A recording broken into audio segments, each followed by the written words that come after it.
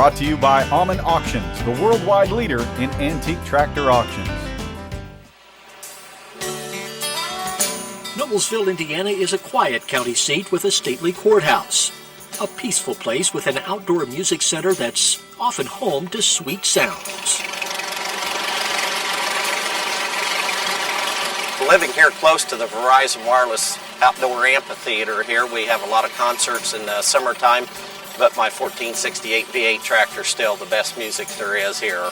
Yep, for Wilson Gatewood, there's nothing better than rolling along and listening to the husky roar of his 1972 International 1468. For this Indiana farmer, it's a classic case of red tractor fever. My father grew up farming with red equipment, and I continued my farming career with the red equipment also.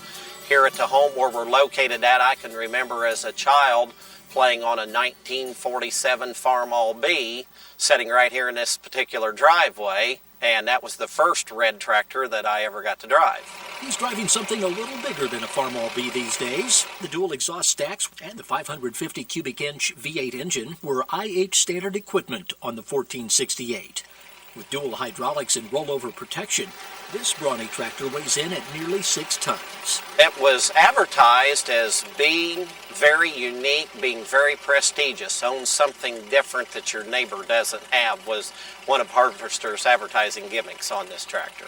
This is an original heat shield. It was a silver anodized piece. The valve covers were also original silver anodized.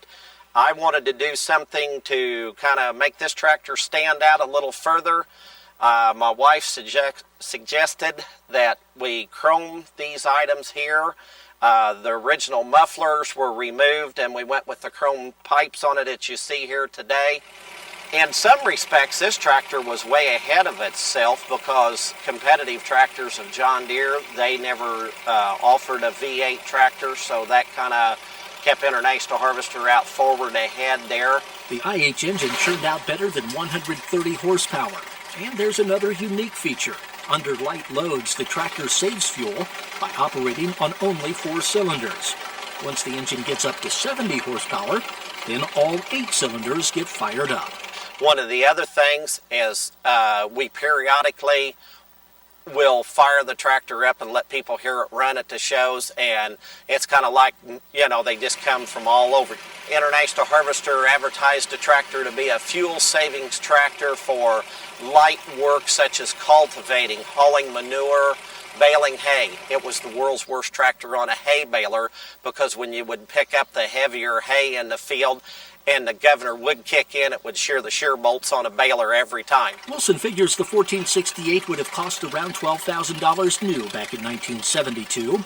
IH built only about 2,900 of these altogether, and many of them did not hold up. The longevity of the V8 engine is just not there, like the inline 6 cylinders that International Harvester also offered. 4,000 or 5,000 hours, and a lot of these engines were totally ruined. Guys were disgusted with the fact of the tractor at that point in time, so a lot of them were just sent on to salvage yards.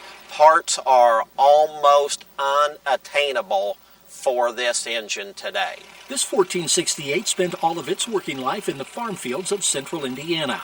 Now its hardest work is showing off on parade and at Red Power roundups. And it just, you know, is kind of like a magnet. It draws everybody to come and look what this unique tractor is. With all flags flying, it's no wonder the 1468 gets attention.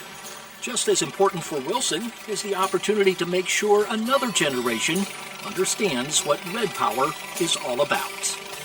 Very, very important. International Harvester's been gone since 1985, and there's a lot of young people that are 17 to 25 years old that have never grown up, had the opportunity to grow up with the new International Harvester tractors that I did. You can just see the expressions on their face, and it puts a smile on your face to see this.